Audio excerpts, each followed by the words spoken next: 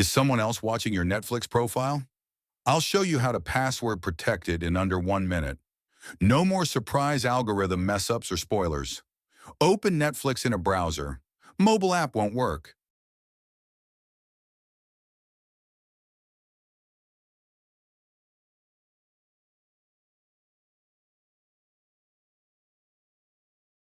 Click your profile icon, then account under Profile and Parental Controls.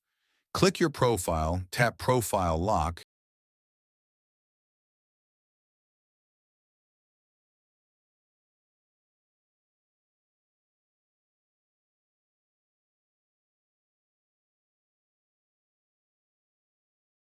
then enter your Netflix password, check Require PIN, and set a 4-digit code. Log out of Netflix. Try opening your profile, then PIN prompt. Appears. Now only you control your recommendations. Smash like if this helped and subscribe for more privacy hacks.